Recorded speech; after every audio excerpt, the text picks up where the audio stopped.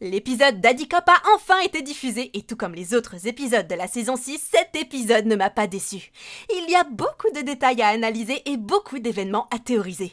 C'est parti! Premièrement, nouveau design des personnages. Au début de l'épisode, nous voyons Chloé. Sa vie à Londres était un point d'interrogation car jusqu'à l'épisode 5, nous n'avions pas entendu parler d'elle. Il s'avère qu'elle vit sa vie et qu'elle cherche même des candidatures pour être sa meilleure amie. Je n'arrive pas à croire qu'elle n'ait toujours pas surmonté ses comportements dégoûtants. Le bon vieux temps où elle était Queen Bee me manque vraiment. C'était vraiment une reine. C'est vraiment déchirant de voir sa personnalité évoluer de la sorte. Quoi qu'il en soit, bien qu'elle soit l'un des pires personnages, elle est aussi l'une des plus belles filles de la série. Tout comme les autres personnages, le look de Chloé a également été amélioré. Lorsque je compare l'ancienne et la nouvelle version, je remarque un énorme changement au niveau de ses cheveux et de sa veste. Dans l'ancienne version, les cheveux de Chloé étaient attachés en queue de cheval. Devant, elle avait des favoris. Dans la nouvelle version, ses cheveux semblent plus volumineux. Bien qu'elle conserve le même style, elle donne une impression plus décontractée. La différence la plus visible est que ses favoris sont désormais plus épais et beaucoup plus longs. On remarque également que sa veste a changé. Dans la version précédente, elle portait une veste simple, jaune vive, à la texture lisse. Le design était assez minimaliste. Sa nouvelle veste arbore désormais un motif hexagonal en nid d'abeille qui fait peut-être allusion à son ancienne identité de Queen Bee. On dirait qu'elle n'a pas pu se faire à l'idée qu'elle n'est plus Queen Bee et qu'elle ne le sera plus jamais. À ce propos, j'aimerais également parler du nouveau look des autres filles. Dans l'une de mes précédentes vidéos, nous avons déjà comparé l'ancienne et la nouvelle version, mais nous n'avons pas pu les voir en détail. Tout d'abord, je dois dire que Zoé est peut-être l'un de mes personnages préférés. Nous voyons Zoé pour la première fois lorsque les filles déjeunent ensemble. Et lorsque Zoé reconnaît la tristesse de Sabrina, elle décide de lui parler. C'est à ce moment précis que nous avons l'occasion de voir en détail son nouveau look. Ce n'est pas une surprise, mais ses cheveux blonds ont maintenant 2 mèches vibrantes, bleues d'un côté et rouges de l'autre. Les mèches de devant sont coupées plus court, encadrant son visage, tandis que le reste est coiffé en un carré court, avec une petite queue de cheval à l'arrière, maintenue par une épingle à cheveux hexagonale. Je pense que cette épingle à cheveux hexagonale pourrait être son miraculous de l'abeille. Sa tenue reste la même, mais j'ai l'impression que son visage a subi quelques petits changements que je ne peux pas reconnaître directement. Qu'en pensez-vous? Est-ce que vous aussi, vous avez adoré le nouveau look de Zoé? Mais bien sûr, comme vous le savez, il n'y a pas que Zoé qui a changé de look. Il y a aussi d'autres filles et poursuivons avec Rose. La coiffure de Rose est maintenant une coupe pixie courte avec une frange légèrement plus longue, soulignée par un bandeau en tissu rose noué en nœud sur le dessus de la tête. Sa tenue se compose d'une veste courte rose avec des lignes blanches placées sur un haut rayé rose et blanc. La jupe est un dégradé de rose qui passe d'un magenta profond à la taille à un rose plus clair à la pointe. Elle porte des collants rose pâle subtilement scintillants et des chaussettes roses à hauteur du genou avec des rayures blanches près du haut. Ses chaussures comprennent des baskets roses avec des accents plus clairs. Elle porte également de jolis accessoires tels qu'un collier de perles multicolores et un bracelet rose. Elle porte surtout un maquillage emblématique composé d'un fard à paupières rose scintillant et d'un rouge à lèvres rose brillant. Sur les réseaux sociaux, j'ai vu plusieurs commentaires selon lesquels Rose avait les cheveux plus courts en raison de problèmes de santé. Mais je n'en suis pas vraiment sûre. Quelqu'un peut-il le confirmer dans les commentaires? N'hésitez pas à me le faire savoir si vous avez la réponse. La fille suivante est, puisque nous y sommes, Juleka. Lorsque nous regardons ses cheveux, nous voyons qu'un côté de sa tête est rasé et teint en violet foncé, tandis que le reste de ses cheveux reste long avec un dégradé de noir allant vers le violet foncé. Elle a également une large frange latérale qui couvre une partie de son visage. Le maquillage de ses yeux semble plus défini avec un trait d'eyeliner ailé qui met en valeur ses yeux rouges.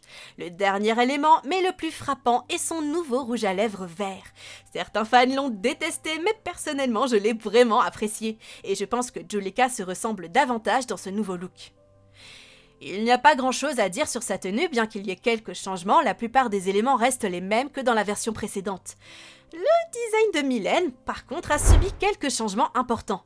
Ses cheveux sont coiffés en épaisses dreadlocks blondes avec des extensions multicolores à motifs. Un large bandeau magenta entoure son front et retient quelques mèches de sa frange blonde. Elle porte un fard à paupières vert tendre et sa tenue comprend une chemise à manches courtes couleur moutarde, superposée à une salopette bleu vive décorée d'épingles sur le thème de la paix, du recyclage et de la coccinelle.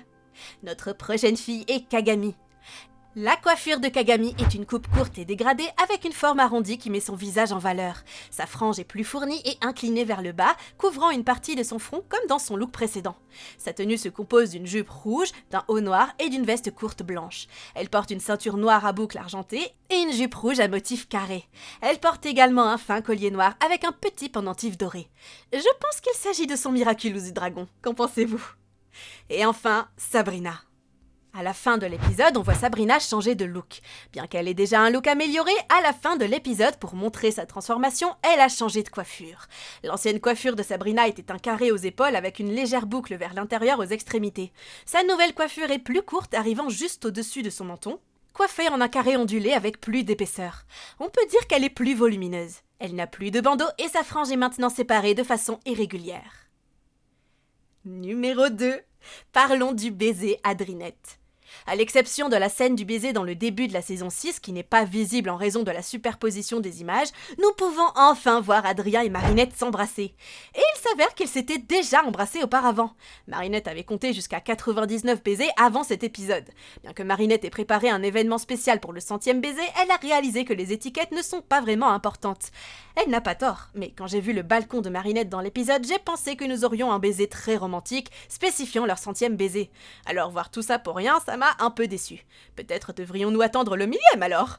Quoi qu'il en soit, comme Marinette a refusé de l'embrasser plusieurs fois dans l'épisode, nous avons finalement eu droit à notre 101e et à notre 102e baiser. Troisièmement, la relation entre Zoé et Sabrina. Zoé commence à soutenir Sabrina et fait tout ce qu'elle peut pour l'accueillir dans leur groupe d'amis, et un lien commence à se former entre elles. Sabrina était très triste au début de l'épisode. Bien qu'elle ait finalement choisi son camp dans confrontation en exposant Chloé et Cerise, je pense qu'elle doit aussi faire face aux conséquences de ses actions précédentes. Comme elle l'a déjà admis, elle et Chloé ont intimidé Marinette pendant des années. Je pense donc qu'elle le mérite en partie. Mais bien sûr, elle est aussi la bienvenue. À la fin de l'épisode, Sabrina rejoint la soirée pyjama chez Marinette. Après s'être excusée auprès de tout le monde, les filles la soutiennent en la serrant dans leurs bras. À ce moment-là, on assiste à un autre moment mignon entre Zoé et Sabrina. Zoé fait un clin d'œil à Sabrina et Sabrina regarde Zoé d'un air doux. Pensez-vous que Zoé et Sabrina deviendront plus que des amis? J'ai l'impression que la réponse est oui, mais j'aimerais bien connaître votre avis. 4. Nouvelle fonction des Miraculous.